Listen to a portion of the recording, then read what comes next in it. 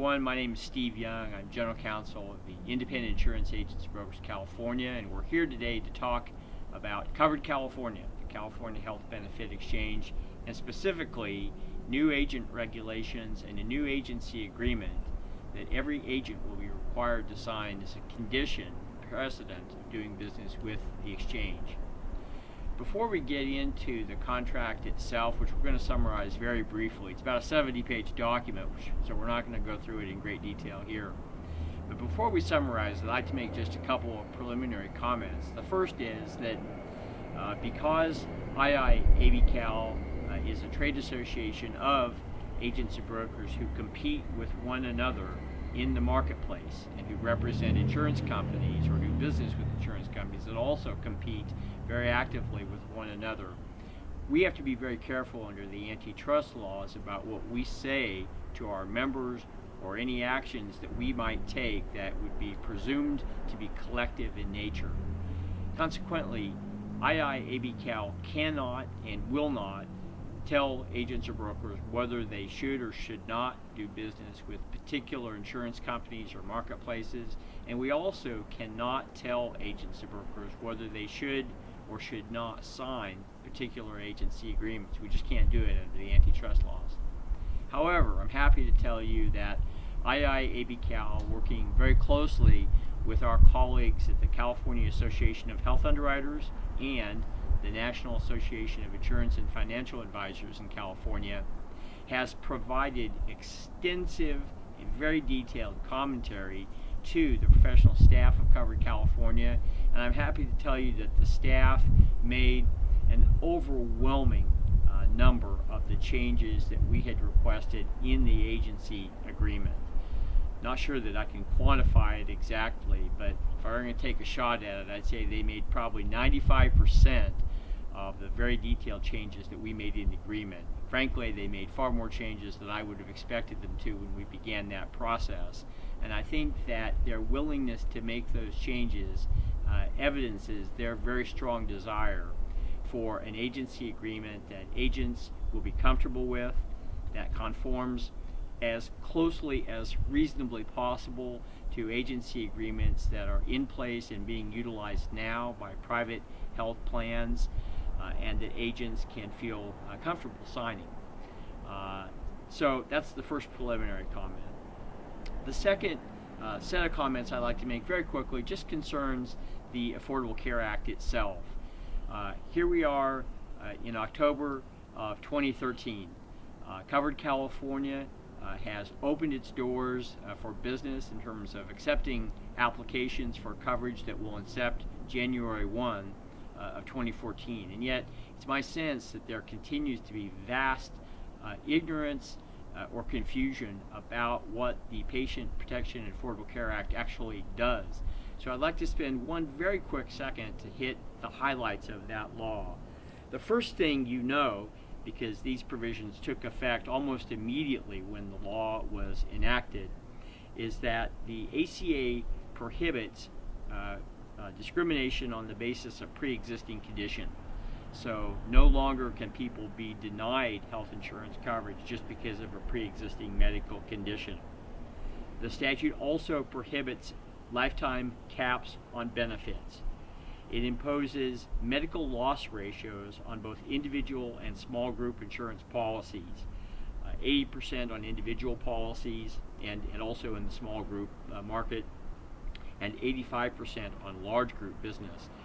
What that means, what those caps mean, that's a very significant issue for agents and brokers, is that if a health insurer, for example, in the individual marketplace, is not spending at least 80 cents of every dollar in premium on the delivery of health benefits, if they spend more than 20 cents on other expenses, including executive salaries, overhead administration, and, very notably, agent commissions, then those health plans are required to pay a fine, essentially pay a rebate to policy holders.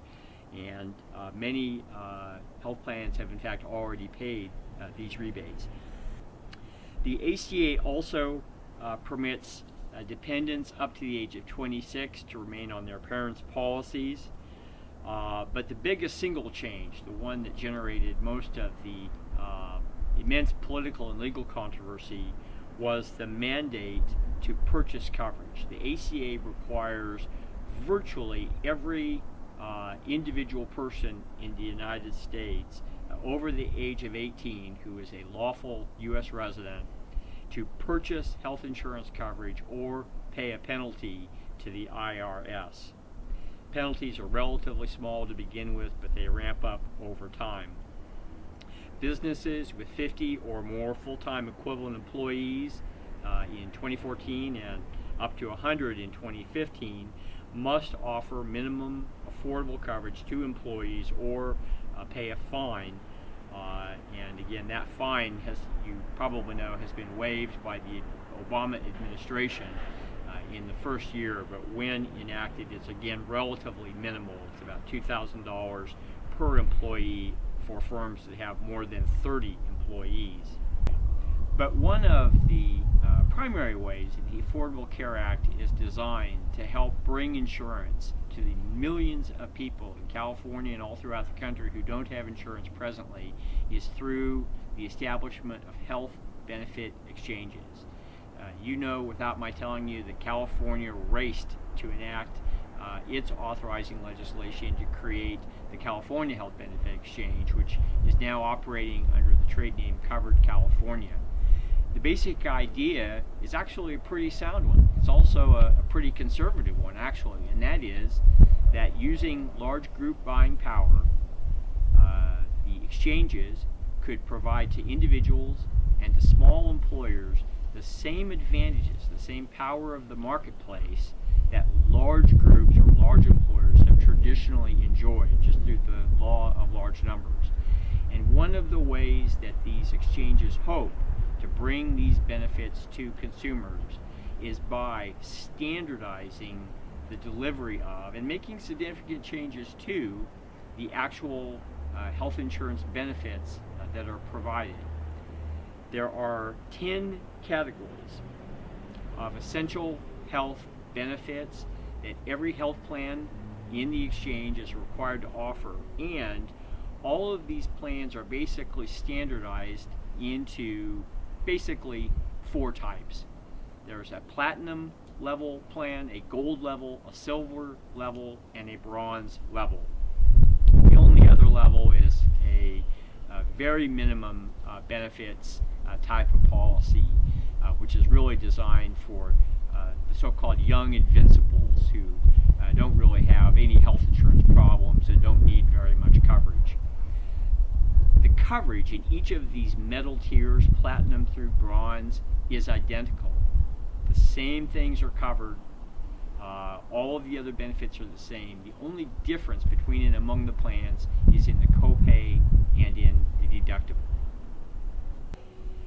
The health plans themselves, frankly, love this law because there's now a federal law that requires people to buy their product, and the federal law also, through the exchange mechanism, provides outright subsidies for low-income individuals and expanded tax credits to small businesses to help them purchase these exchange policies.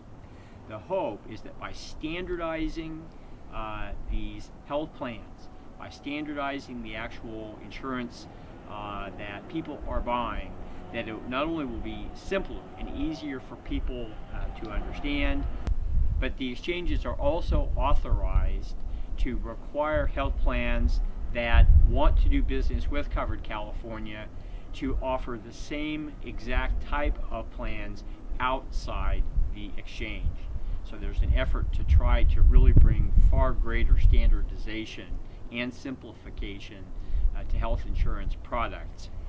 A very important piece of legislation which was defeated within the last just couple of weeks before the legislature adjourned this year would have required all health insurers doing business in California, whether they wanted to do business with the health exchange or not, and many have decided not, to also offer the same standardized plan benefit design. That legislation was defeated. From our perspective, that's a good thing because it will permit the marketplace itself to continue to drive innovation and to continue to try to compete with the exchanges. There are approximately 12 different health plans that have signed agreements to offer coverage in the exchange in the 19 geographic areas that the state has been divided into.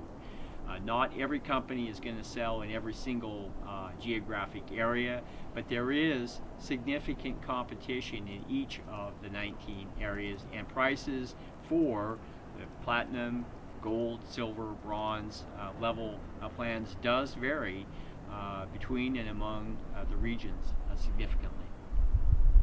The last preliminary comment that I'll make before we start talking about the agreement itself is that there are two different exchanges being established. The individual exchange, which is where most people think most of the millions of uninsured Californians will have the most likely recourse in terms of getting coverage, is designed to work as closely as possible to the current marketplace. So, for example, agents will continue to have agency appointments with particular insurers. They'll continue to be paid by the insurer. They'll continue to be governed by the terms of the agency agreement between the agency and the insurer. And Covered California itself will have very little, almost nothing in fact, to do with how the agent does his or her work for clients in the individual exchange. Now, there are some contractual obligations of agents who are selling health exchange policies that we're going to talk about in just a second. But the other exchange, the small business exchange or shop exchange, which is small business health option plan, the shop exchange will be different. The shop exchange will be open to any licensed agent who has been certified by the health exchange to sell his policies.